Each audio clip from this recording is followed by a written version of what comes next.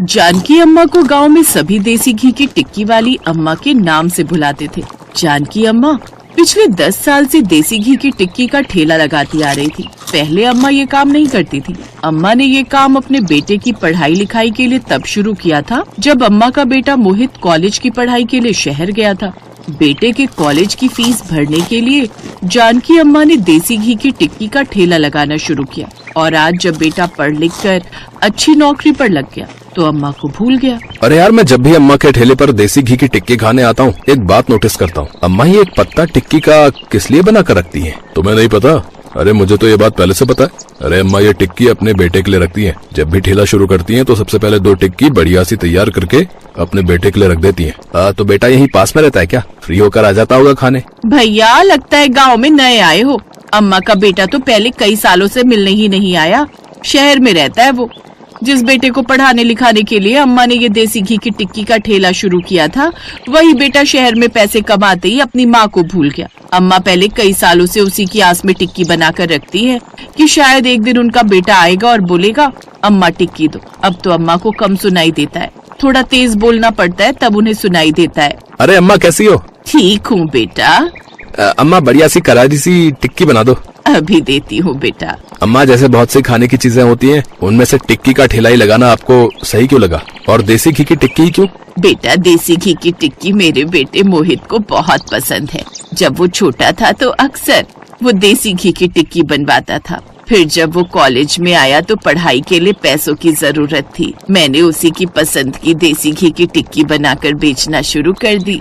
अम्मा आप अपने बेटे को पढ़ाने के लिए पहले ही कितने सालों से मेहनत कर रही हो। बेटे के लिए टिक्की बनाकर रोजाना आने की राह देखती हो। पर अम्मा आपका बेटा तो आपको भूल गया है, तभी पिछले 6-8 सालों से आपकी खबर तक नहीं ली। वही तो बात है, पर माँ तो माँ होती है। पूत का पूत बन जाए पर माता को माता नहीं होती। माँ माँ होती है जो अपने बच्चों से कभी रूठती नहीं। अम्मा भी अपने बेटे के इंतजार में नजरें बिछाए रहती हैं।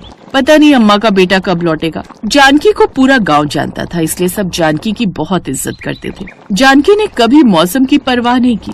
गर्मी, सर्दी, धूप और बारिश में भी चाहे बाजार बंद रहे, पर जानकी का देसी घी की टिक्की का ठेला हमेशा लगता था। इधर अम्मा अपने बेटे की राह देख रही थी और उधर अम्मा का बेटा मोहित अपनी गर्लफ्रेंड सीमा के साथ शादी करने की सोच रहा था।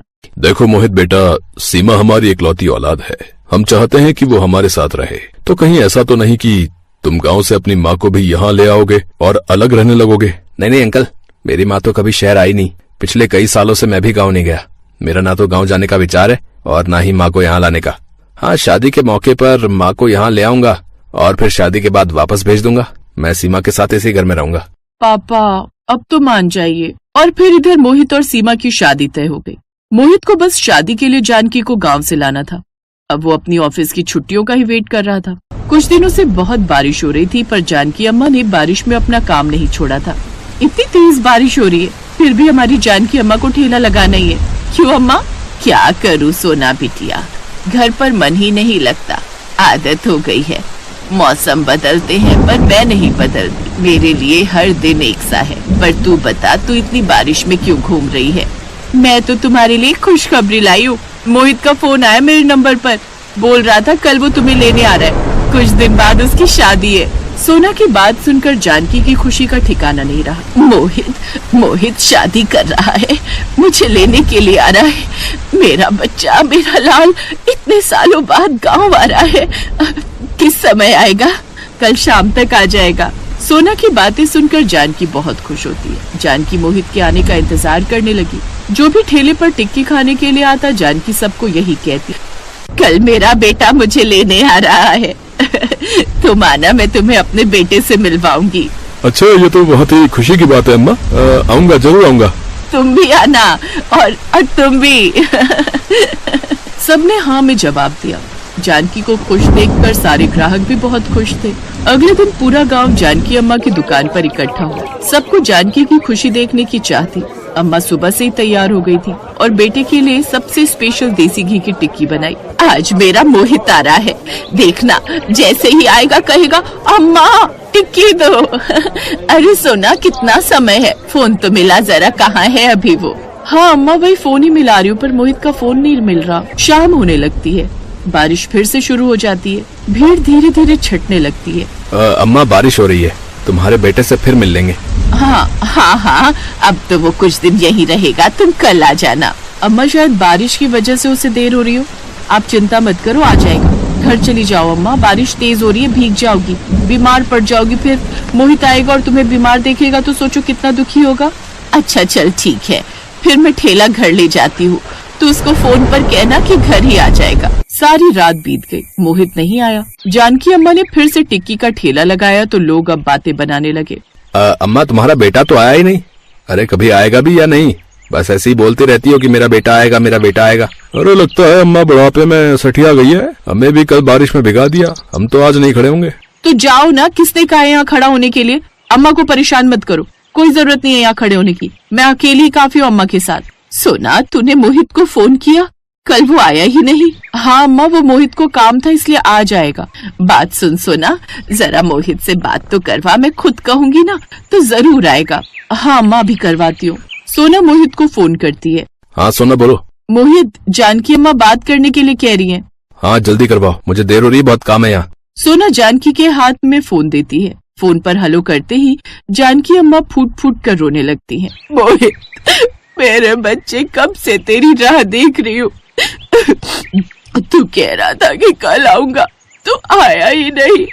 कितने साल हो गए तुझे देखे हुए, एक बार तो आ जाता। अपनी माँ से मिलने का तेरा मन नहीं करता, मेरी याद नहीं आती तुझे? तुझे पता है मैंने तेरे लिए देसी घी की टिक्की बनाई है, रोज बनाती हूँ तेरे लिए, वो तुझे पसंद है ना? पीछे से आवाज नहीं आ रही सोना? अम्मा फोन कट गया है, दोबारा मिलाती हूँ। सोना दोबारा फोन मिलाती है पर मोहित फोन नहीं उठाता। जानकी अम्मा का चेहरा उदास हो गया। शाम को अचानक फिर तेज बारिश आ गई। उस समय अम्मा अपने बेटे के बारे में सोच रही थी। हाथ में वही टिक्की थी जो उन्होंने अपने बेटे के लिए बनाई थी। आंखें बंद थी, चेहरा मुस्कुराता हुआ। जानकी अम्मा इस दुनिया को छोड़कर जा चुकी थी। सोना रोते हुए मोहित को फोन करती है। अब माँ मर जाए तब तो बेटे को आना ही है, जिम्मेदारी जो निभानी है, मरने के बाद क्रियाकर्म करने की। आज गांव से देसी घी की टिक्की की खुशबू हमेशा के लिए ओझल हो गई। अम्मा के जाने के गम में पूरा गांव उदास था। मोहित माँ का क्रियाकर्म करके वापस शहर जाने लगता है। मोहित, ये अम्मा की जमा पूंजी है, उन्होंने मुझे दी थी। जो भी वो देसी घी की टिक्की बेचकर कमाई करती थी सब मुझे दे देती थी। कहती थी ये पैसे मैंने अपने होने वाली बहू के लिए रखे हैं, उसे सोने के कड़े बनवा कर दूंगी जब मोहित की शादी होगी। अम्मा ये सपना अपने साथ ले गई, पर उनकी आखिरी इच्छा को जरूर पूरा करना। सीमा को सोने के कड़े बनवा कर दे देना। कम से कम अम्मा को उनकी निशानी के रूप में तो तुम अपने घर पर रख लेना, क्या पता उनकी आत्मा को शांति मिल जाए। मोहित की आंखों में आंसू बह गए। चुपचाप उसने वो पैसे लिए और शहर आ गया। उन पैसों से उसने सीमा के लिए सोने के कड़े बनवाए। जीते जी तो अपनी अम्मा को मोहित शहर नहीं लाया, पर अम्मा की तस्वीर जरूर उसने अपने घर में लगा दी। अम्मा की आत्मा भी अपने बेटा बहू को ढेर सारा आशीर्वाद दे रही थी।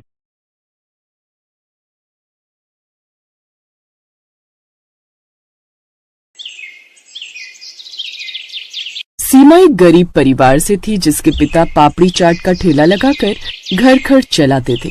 उसके परिवार में उसकी माँ और उसके बाबा थे। एक रोज वो अपने स्कूल में लंच करने बैठी हुई थी तो उसने अपना टिफिन खोला जिसमें 2 रूखी सूखी रोटी रखी हुई थी, साथ में थोड़ा सा अचार। ये देख सीमा उदास हो गई। मैं तो तंग आ चुकी हूँ ये नमक अचार खाकर। पता नहीं बाबा का काम कब अच्छा चलेगा और हमें कब सब्जियाँ खाने को मिलेंगी।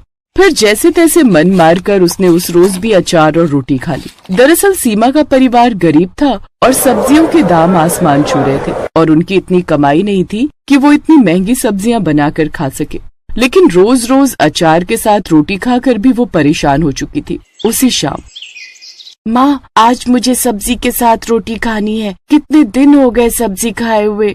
हाँ बेटी, बस तेरे बाबा आते ही होंगे, जैसे ही वो आएंगे मैं उनसे पैसे लेकर बाजार से सब्जी ले आऊंगी। लेकिन जब सीमा के बाबा अपना ठेला लेकर घर लौटे तो अभी भी उसके पास उतनी ही पापड़ी बची हुई थी जितनी वो सुबह लेकर गया था।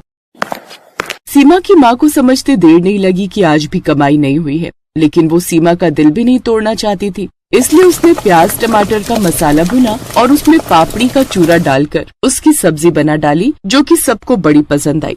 ऐसे ही समय बीता और सीमा जवान हो गई, उसकी शादी हो गई। सीमा को उसके ससुराल में उतना मान सम्मान नहीं मिलता था जितना कि उसकी बड़ी जेठानी कविता को, क्योंकि कविता एक अमीर खानदान से आई थी, जबकि सीमा एक गरीब परिवार की बेटी थी। दीपक सीमा को पसंद करता था, इस वजह से उसने सीमा से लव मैरिज की थी। सास ससुर ननद घर में सभी बड़ी बहू कविता को ही अहमियत देते थे और सीमा को हर बात में पीछे रखा जाता था। माँ जी, लड़का देखने में तो बहुत सुंदर है, हमारी पूनम के लिए अच्छा रहेगा। पूनम, तुम्हें कैसा लगा? बाबूजी के मोबाइल में फोटो है, देखी तुमने? हाँ हाँ, पूनम को इन्होंने दिखा दिया है, हम तो बस तुम्हें दिखा रहे थे। तुम इस घर की बड़ी बहू हो तो तुम्हारी भी तो पसंद नापसंद का हम ख्याल रखते हैं। हाँ, मुझे भी सही लग रहा है, पूनम के साथ जोड़ी बहुत अच्छी जमेगी। मैं भी बस यही सोच रही थी कि आपको पसंद आ जाएगा, और जब मेरी भाभी ने पसंद कर लिया तो समझो मैंने भी पसंद कर लिया। माँ बाबूजी, मुझे लड़का पसंद है। पूनम, दिखाना तो लड़का देखने में कैसा है। तुम क्या करोगी छोटी बहू देखकर? जब हम सब ने देख लिया तो तुम्हें दिखाने की क्या जरूरत है? तुम इन सब बातों से पीछे रहा करो। सुनो जी, लड़के वालों से बात कर लो, फिर हम देखने दिखाने का प्रोग्राम कर लेते हैं। ठीक है, मैं लड़के के पिता से आज फोन पर बात करता हूँ, उसके बाद देखते हैं कैसे करना है। देखो सीमा, इतना तो तुम जानती हो कि इस घर में मेरी वैल्यू क्या है और तुम्हारी वैल्यू क्या है। तुम एक गरीब परिवार से आई हो जहाँ पर 2 वक्त की रोटी भी जुटाना बहुत मुश्किल की बात है, और मैं एक अमीर खानदान की बेटी हूँ। ये जो घर में महंगे महंगे सामान लगे हुए देख रही हो ना, ये सब मेरे ही दहेज में आया था, इसलिए तुम अपना मुंह बंद रखा करो। कविता बहू, जरा इधर आना। जी माँ जी। एक काम करो, पता नहीं कब लड़के वाले देखने आ जाएं। तुम पूनम को बाजार से कुछ अच्छे पहनने का दिलवा दो, कोई अच्छी साड़ी या फिर कोई सूट। पैसे बाबूजी से ले लो। कैसी बातें करती हो माँ जी, मेरे पास पैसों की कमी थोड़ी है, बहुत पैसे हैं। मैं अपने पास से दिलवा दूंगी पूनम को। माँ जी, मैं बस तैयार हो जाती हूँ। चलो पूनम, तुम भी तैयार हो जाओ, फिर बाजार चलते हैं। जीती रहो बहू। सीमा देखती रही, उसे बिल्कुल भी इज्जत नहीं दी गई। सीमा की आंखों में आंसू आ गए। कुछ दिनों बाद पूनम का रिश्ता तय हो गया। पूनम को लड़के वालों ने देखा, तब भी सब कविता को ही आगे कर रहे थे। उस समय भी सीमा चुप रही। सीमा, टेंशन मत लो, ये लोग तुम्हें इज्जत नहीं देते तो कोई बात नहीं, मैं हमेशा तुम्हारे साथ हूँ। मैं तुमसे प्यार करता हूँ और मैं तुम्हें कभी किसी चीज की कोई कमी नहीं होने दूंगा। मैं जानती हूँ दीपक, इसी वजह से तो मुझे यहाँ रहने में हिम्मत मिलती है, क्योंकि आप मेरे साथ हो। पर कभी कभी मन बहुत उदास हो जाता है। घर में कोई भी मुझसे ठीक से बात नहीं करता, सब घृणा की नजरों से देखते हैं। समय के साथ सब बदल जाएंगे। अभी उन्होंने तुम्हारी अच्छाई नहीं देखी ना, जिस दिन तुम्हारी अच्छाई उनके सामने आएगी तब सब बदल जाएंगे। अच्छा, पापा बुला रहे हैं, मैं अभी आता हूँ। दीपक अपने पिता के पास जाता है। मैंने तुम सबको कुछ कहने के लिए बुलाया है, मुझे जरूरी बात करनी है। कैसे जरूरी बात पापा, बोलिए। वो ऐसा है, पूनम के होने वाले ससुर रोशन लाल जी का फोन आया था।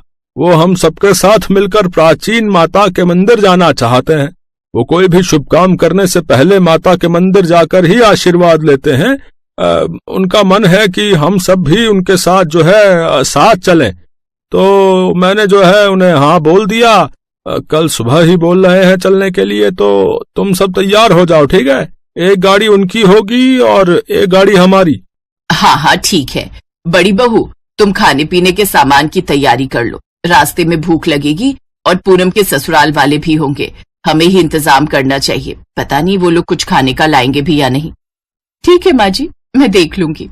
पूनम थोड़ी आलसी स्वभाव की थी, उसे घर के काम करने ज्यादा पसंद नहीं थे। उसने अपनी सास की बात को एक कान से सुना और दूसरे से निकाल दिया। वो तो बस घूमने जाने की तैयारियों में लग गई। अगली सुबह 9 बजे निकलना था। सुबह किसी की भी आंख नहीं खुली, पर सीमा 4 बजे ही उठ गई थी। घर में सब सो रहे थे। सीमा को पता था कि अभी कुछ देर बाद सभी को सफर पर निकलना है और रास्ते में सबको भूख लगेगी, इसलिए उसने कुछ खाना बनाने का सोचा। अरे, घर में तो कोई भी सब्जी नहीं है, अब मैं सबके लिए क्या बनाऊं? तभी उसकी नजर सामने रखी पापड़ी पर जाती है, जो कुछ दिन पहले उन्होंने घर में चाट बनाने के लिए मंगवाई थी। वो उसी पापड़ी की सब्जी बनाकर तैयार कर लेती है, साथ में थोड़ी रोटियां भी बना लेती है। तब तक घर में सब उठ चुके थे। सब तैयार हुए और गाड़ी में बैठ गए। रास्ते में क्या खाएंगे ये किसी को चिंता नहीं थी, पर शायद एक सीमा ही थी जो समझदार थी और उसने खाने का सामान रख लिया। पूनम की होने वाली सास सीमा की सास के साथ ही गाड़ी में बैठी थी। सब मिलजुल कर 2 गाड़ियों में बैठकर यात्रा पर निकले।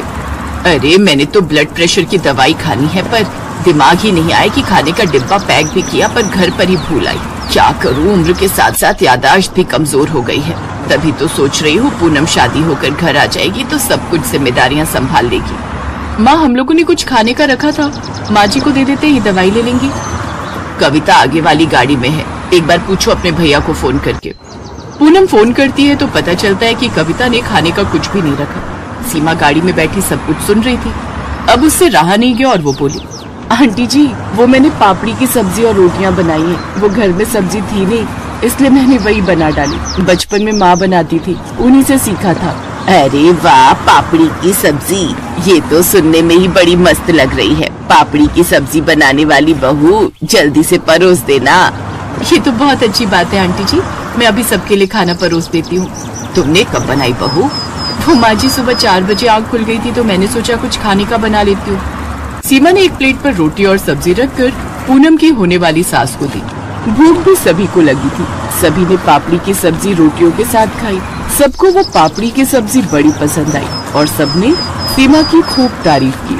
सीमा के चेहरे पर एक संतोष वाली खुशी थी।